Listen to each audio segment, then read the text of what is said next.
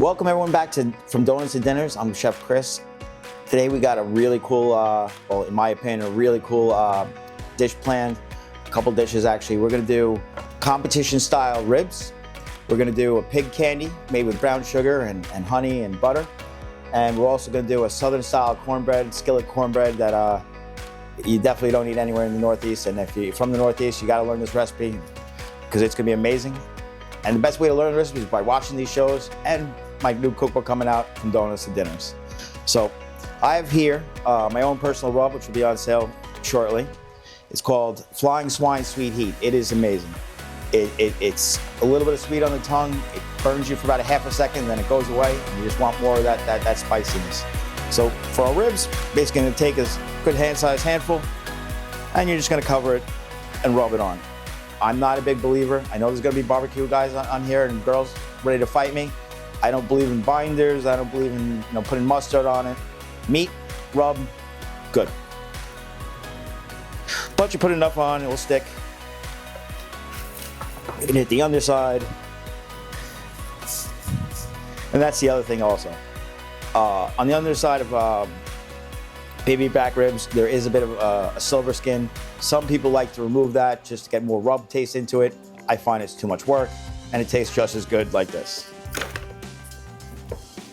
So now we got a ribs rub. We're also gonna be making a pig candy. And I'm gonna start that by just rubbing the pork belly without the rinds. You can buy it with the rind on, with the rind off. If you wanna make chicharron or fried skin, I would buy with the rind on. For pig candy, I like it to make it super simple. I buy it in the store, in the supermarket, at a box store as the rind off. You can buy it online as well. And we're just gonna rub this down with the sweet Flying Swine Sweet Heat again. And then we'll get that going on the smoker in 2 seconds. Now with this recipe, the Flying Swine Sweet Heat, I could tell you, but then I have to come to your houses and tell you because I can't give you the recipe. It's a trade secret. But you can buy it soon. Flying Swine Sweet Heat. Thank you. We'll be right back. All right, folks, we're gonna take this outside to my smoker. It's a Shirley Fabrication reverse flow smoker. It's 30 by 90, and I promise you, not many of you are gonna have a smoker this size, but that's perfectly okay because you can do this on any size smoker you have in your house and on your property. You could do it in an electric smoker. You could do it in a cold smoker. You could do it in a pellet smoker. You could do it on a grill. And if you don't have a smoker, you could actually just do it inside your oven, and I'll teach you how to do that as well. But today, I'm gonna get to show you one of my prides and joys. As you've seen from other episodes, as you've seen from the pilot, you may have noticed one of my tattoos. You may have been staring at it. We're gonna go see this in real life, and this is what we're gonna be smoking on today.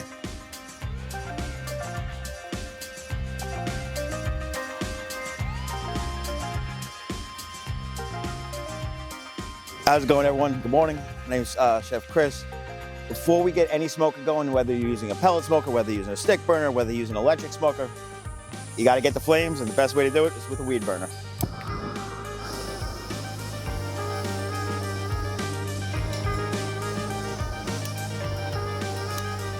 So this is my pride and joy. This is the Shirley Fabrication smoker. It's made in Tuscaloosa, Alabama by Shirley Fabrication. I got to know its owner, Paul Shirley, about 10 years ago. Quick story. So Fleet Week in New York City happens every year around the beginning of the summer. All the sailors, Marines come in on ships, and they come into New York Harbor. Every year, with the exception of 1 year, they come into New York, into Manhattan. This year they came into Brooklyn. Because they were coming into Brooklyn for the first time, a group called the Barbecue Brethren got 50 pit masters from around the country to help serve our sailors some food before they hit the ports and the bars, let's be honest. But in either case, I didn't have this then. So I met Paul Shirley, and I was cooking for, we call it a 1013 party in the New York City Police Department. It's a benefit to help a cop who has cancer or an accident or some sort of problem with their family. It's basically a fundraiser to help them out. I was cooking 800 pounds of pork butt, and Paul had built a smoker for the Barbecue Brethren for this event, and I asked him if I could use it. He let me cook on it for the event the next week, and after that, we became friends. A year later, he told me, Chris, your smoker's ready, come get it, and continue to cook for veterans and first responders, and please keep up the good work. Went down there, and this is the beauty that he gave me. And this is what we're cooking on today. So this is a reverse flow, and what that means is the firebox is here. We saw the fire when we lit it earlier. The heat and the smoke travel underneath it in a solid plate underneath. It comes up on this side over here where the American flag is, travels back around to the top, and I control the heat from whatever temperature I want with that giant stack on top. So for today, we're gonna be putting our pork belly on for our pig candy and our ribs on so that we can have some great ribs today.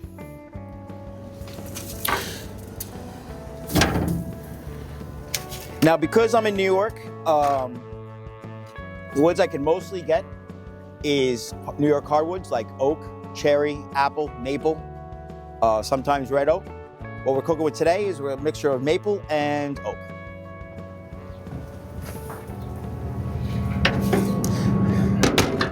Now, the most important part, set it, forget it, pop your beer, and we'll be right back. All right, guys, so while our pig belly is cooking, our ribs are on the smoker. We can go with the old adage, set it, forget it, don't think about it, you open it, it stops cooking. So what we're gonna do now is we're gonna make an Alabama-style Southern cornbread. For what that means for everyone else in the country, it means no sugar. They make their cornbread without sugar. It's a very savory one, but it will stick to your ribs because it uses more grease, bacon grease, than you could ever want. Speaking of which, we're gonna coat the pan with a little bit of bacon grease. And then cast iron is preferable just because it evenly heats. You can take a ton of heat in the oven and it's gonna work great. So you're gonna take a little bit of your bacon fat that you made from a couple, whatever you were making bacon from. Always save the fat because it's always good to cook with. And to be honest, you don't have to refrigerate it because it lasts forever. I'm pretty sure when my grandmother died years ago, 20 years later, we still found bacon grease underneath her sink, and we probably cook with it because why not? All right, so we're gonna put this in the oven, and just in a 400-degree oven to let the pan get searing hot while we put together our ingredients for the cornbread. Now that we have our cast iron in the oven with the bacon grease heating up, it should be ready to go. You want the pan to be scorching hot, so 5-10 minutes in a 400-degree oven should heat anything up. So we're gonna put the dry ingredients first. Now again, I learned this from Sharon Shirley. You heard me talk about her husband Paul Shirley a few minutes ago in terms of the smoker. Sharon, don't tell Paul, works 10 times harder than he does. She has a full-time job, and she cooks, cleans, and does the grass cutting and a few other things. She works in the shop as well, and one of the hardest women I've ever met. Hardest working women I've ever met. She's gonna slap me in the face when I see her next, and hopefully I do her cornbread justice. So this is the Shirley cornbread, Alabama style.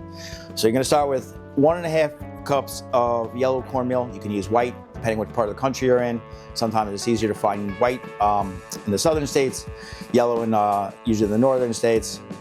I grew up with Jiffy cornbread, and I like yellow. So you're gonna do about 1.5 cups of this to a 1/2 cup of all-purpose flour. Use any flour you like. You can use cake flour for this too if you want a little bit springier. I will say this cornbread is a bit more crumbly than most. Up here in the north, we usually use a little more sugar. We use sugar, a little more eggs because we like more of a cake-like cornbread. But in the south, they want it to fall apart, crumble, and just be covered in grease. So to that, we're gonna add about a teaspoon of baking soda. And you're just gonna give that a quick stir. Just to incorporate all the products.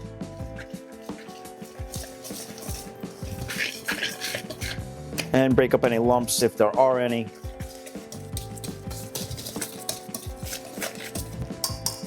All right, to that, we're gonna add our wet ingredients. We're gonna add 1 egg. For this cornbread, you do not need to have an egg if you don't want. True Southern Alabama purists will not use an egg. They want this thing to fall apart the moment you get it out of the pan. I like like I said, a little bit more cake-like. So I add an egg just to bind it a little bit better and make it a little bit more firm. Thankfully, I did that without getting any any shells in there. And then we're gonna add 1.25 cups of buttermilk. And you're just gonna whisk that all together.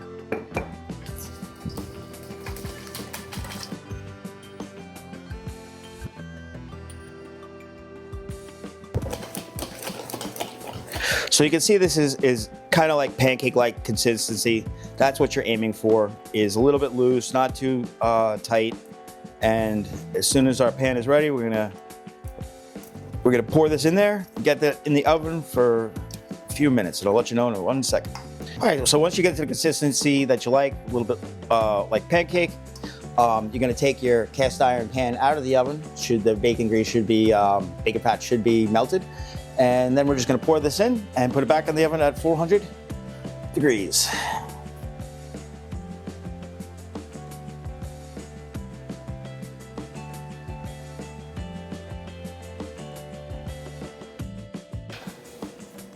Put that aside for 1 second.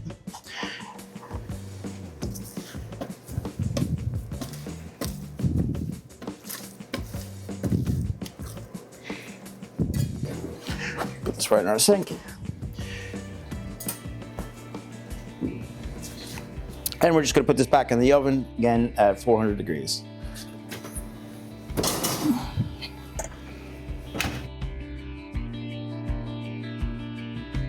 Hey everyone, we're back. So, we're about to go check on the ribs. It's been about, roughly about 2.5 hours before you wanna check on it.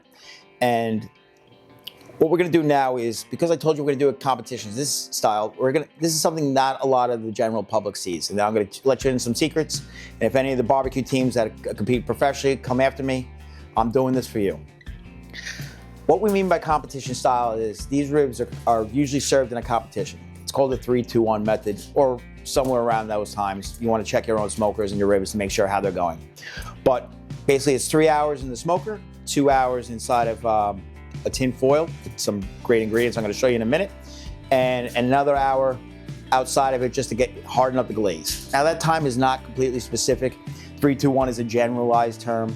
It depends on the types of ribs you're using, whether it's beef ribs, pork ribs, baby back ribs, St. Louis ribs, whatever type it is. The numbers are going to change, but the basic 3-2-1 idea, most amount of time in the smoker or the oven, second amount of time inside the wrapper, and then a small amount of time just hardening up your glaze, hardening up your barbecue sauce, or whatever the case may be. Again, Flying Swine makes a great barbecue sauce, and all these recipes will be in the cookbook, From Donuts to Dinners. But for right now, let me show you how to set up your tin foil so that when you bring your ribs in, you could wrap them, get them back on the smoker for the second part of the cook. So what you're basically gonna do is take some butter, cube it up, however you like, small chunks, little chunks. You want basically about 1 stick of butter.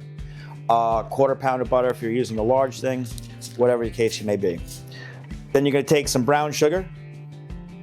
You know, supposed to give you a great measurement, but you're gonna take a handful. What is a handful? For me, a handful is about 1/2 cup of brown sugar. You're just gonna sprinkle that along your tin foil, basically covering it. What you're basically in essence doing is when you put the hot ribs on top of this, it's gonna melt the butter, it's gonna melt the brown sugar, and it's gonna melt this amazing honey that we have from the Global Foods honey. Great honey brand. And you're just gonna basically make a sauce that you're gonna lay your ribs on, meat side down. We're gonna wrap them up again, put them back in the smoker, and then we're gonna cut them up for you and you're gonna see how everything turns out. All right, guys. So we got the ribs, we wrapped them up a couple hours ago. We put them back on the smoker. Hopefully, for camera's sake, hopefully they're ready. Hopefully they're done. I'll test them for you in a way, and I'll show you how to test them when they're already been cooking for a couple hours. At this point, probably about 4 hours. And then our fatty should be about ready. It's been about 3 or 4 hours since I last checked, but that will be coming off. And I'm gonna show you how I'm gonna make pig candy out of the pork belly. Now, you could wear regular gloves, you can wear whatever gloves. These gloves, you don't feel a thing. Most people get a little scared when I was a cop and I pulled on gloves. We're now in cooking world. Oh man, does that look good. I wish you guys were here with me. You could smell how great this is. And honestly, if I wasn't on camera right now, I'd probably break off a piece of this pig candy just to try it. So, oh man, so you can tell just from how, when you go to pick it up, you see that bend. The ribs are just almost bending in on itself, almost ready to break. That's how you know the ribs are done. You don't have to temperature it. You can if you like to, but when ribs are like that and they've been cooking for 4 hours, you know you're fine. We're also gonna bring in this pig candy. Excuse me, I keep saying pig candy. It's not pig candy yet. Right now it's just yummy bacon and slab bacon or pork belly, ready to be made into pig candy. And thank you, we'll see you in a few minutes. Okay, so we got we brought the ribs inside, we brought the pork belly inside. What we're gonna do is we're gonna slice up the pork belly. We're gonna coat it with the brown sugar, a rub, and a little more honey, and we're gonna make pig candy out of it. This is my favorite part. Unfortunately though, I am in front of all of you because I would be chowing down on this bacon every single slice, and I don't think you wanna see me teaching you how to make pig candy while shoving my face full of bacon. And for those of you out there laughing and already telling me the snide remarks, I get it. A cop eating bacon, it's cannibalism. I understand. You can let the jokes roll in your own mind. So I like to cut it in half. I have their thicker slices. This has been on the smoker now for about 2 or 3 hours, 3 hours. No, you can do it as long as you like. This stuff will hold up to cooking forever. So the way I like my pig candy is in medium-sized bacon slices, just so you have a bit of thickness to them.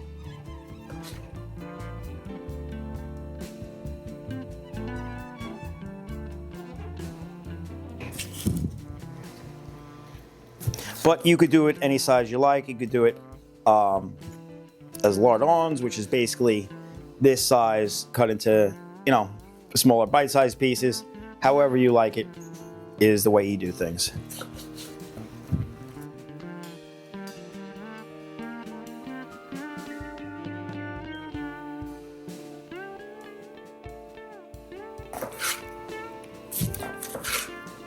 Now, the other thing you're asking is, Chef, why did you switch knives? So this is actually called a brisket knife. It's very sharp. It has little grooves in it, so you know it doesn't get caught. Why am I using this instead of a chef's knife? I found it's just easier cutting on ribs, on brisket, when it's longer and straight. If you're using a French or a chef's knife, a French-style chef's knife, then you're gonna have to do a rocking motion, and sometimes that takes a little bit of the prettiness out of the product. So we have our pork belly cut up and we're about to make it into pig candy. This is where the fun comes in. So you're gonna take about, I don't know, about a cup, 2 cups of brown sugar, maybe a little more because who doesn't like sweet? You're gonna take a little bit of the Flying Swine Sweet Heat, the same rub we used on the ribs, same rub we put on the pork belly originally to smoke, and you can put some more of that great honey from the Global Foods. Now you say, how much is that? It's about a cup of honey, however much you like. Now I do suggest you wear gloves while you do this because your hands are going to get dirty. You're just gonna sprinkle that around, mix it up a little bit. And then you're gonna lay your, the last time I'm gonna call this pork belly onto the sheet, because once the rub goes on, once the sweetness goes on, that's when it becomes candy. And we put it into the oven to get a nice glaze on it. And that's when the fun begins. I suggest making a lot of it because you will eat it when it comes out. And sometimes you don't want to share everything with your family. You gotta, you know, save some for yourself because you're the cook. So this could take a little bit of heat too. The same temperature you left your cornbread at, which we're gonna check on in a minute. I've been keeping it warm in the oven. That should only take you about 15, 20 minutes in the oven at 400. So I dropped the temperature down to keep the cornbread warm. We'll check on that right when we put on our pig candy. So now you're just gonna apply the amazing rub to it. Again, this is why I say wear the gloves. It is sticky as all heck. And you're basically just gonna rub this onto the bacon or the pork. Rub it everywhere.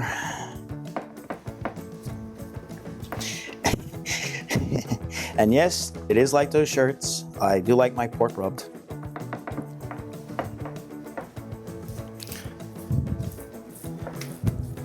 Okay, we'll be back in 1 second while I clean myself up. Now that we got our pig candy cooking, finishing up with that glaze, that just sweetness and spiciness on top of that former bacon into making it into pig candy, we're gonna take out our cornbread, serve it up. That was in there for about, as I said, 400 degrees for about 15-20 minutes. Basically the same way you check a cake. You stick a toothpick or a chopstick or a fork in it. It comes out clean. Then your bread is done. We're gonna plate that up.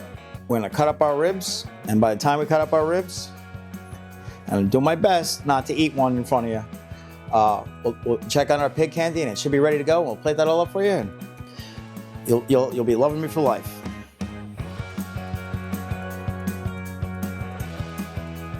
That's exactly how we want the cornbread. You want it to have a nice crust, nicely browned. And what you're basically just gonna do is you are going to use a spoon to basically just help it get out a little bit, separate it from the sides. With any luck, this will come out easily, which I think it should. That's the beauty of cast iron. Beauty of cast iron and bacon grease. And let's hear the moment of truth. Perfect. That's exactly what we want. Now you can see you got the great crust from the cast iron and the bacon fat or bacon grease. Southern style, made in a skillet. Not a lot of sugar, but the taste is phenomenal. So what we could do from here, you can cut it again, you can do it like a pizza pie. You can cut it into squares, however you like it. I'm from New York. I'm gonna go with the triangles.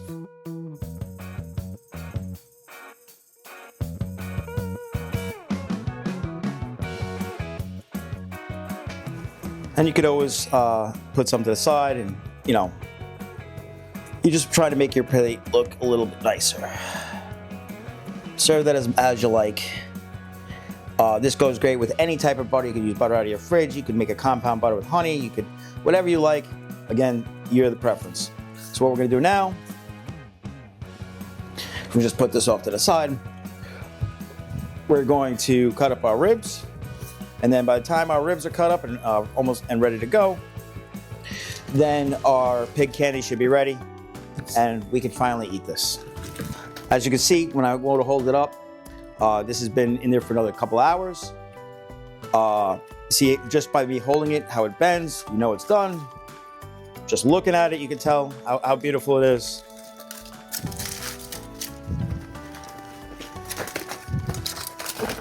And there's that great glaze of the honey and the brown sugar and the rub and all that goodness. All right, cutting ribs.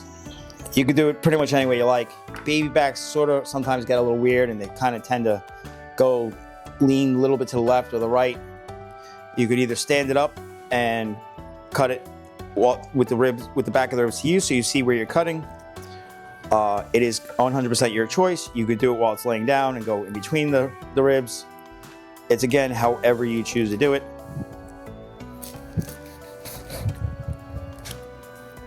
And then, you will curse a few times when you hit that one bone that doesn't go the right way and everything falls apart. But that's the way of everything in life. Not the cursing part, but not the way you want it.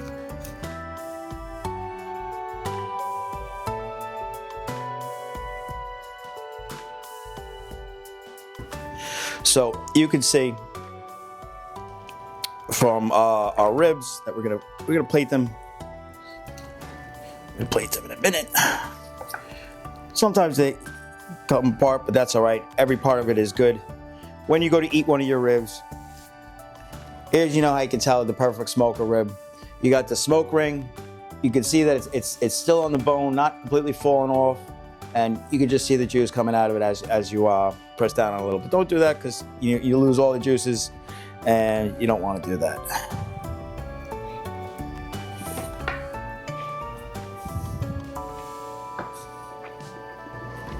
So like I said, we're also gonna have some pig candy. So we're gonna leave the center like that. You can put these on another plate. You could keep these as snacks for yourself, but you are not gonna let all these good juices from the that you just made go to waste. So you could cover your ribs with that sauce. And then just keep it off to the side so that you don't make a mess. We'll be back in 2 seconds and we'll plate the pig candy and see, we'll finish this meal up. All right, guys, we got our ribs plated. We got this amazing cornbread. Again, I wish you were here so you could try this. I've been snacking on it for the last few minutes while we were on break.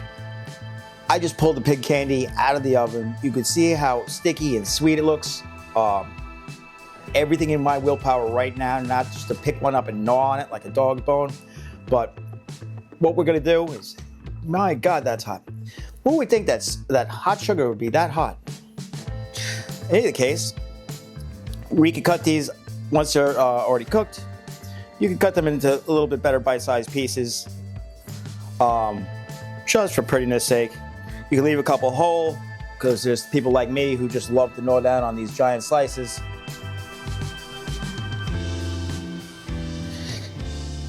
Now, I highly advise use tongs when you do this. Not a lot of people are professional chefs and have no more feeling in their fingertips. I don't have any feeling in my fingertips. I've been at this for 20 years.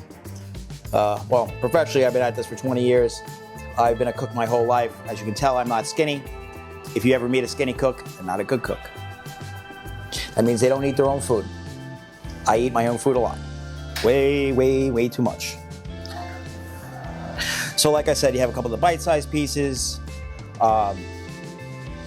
scattered around for people who want to be more civilian-like and civil-like, not like myself who will just gnaw on the large pieces of the pig candy.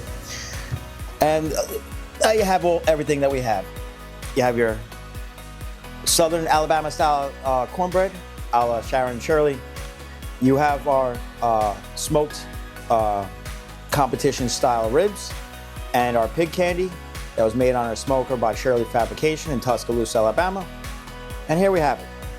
Thank you guys for being with me today. And if you'd like to reach me, my name is Chef McGinnis. You can find me on thedatechef.net. That's www.thedatechef.net. Or you can find me on Facebook under the same name, The Date Chef. Thank you very much, and I'll see you on the next episode.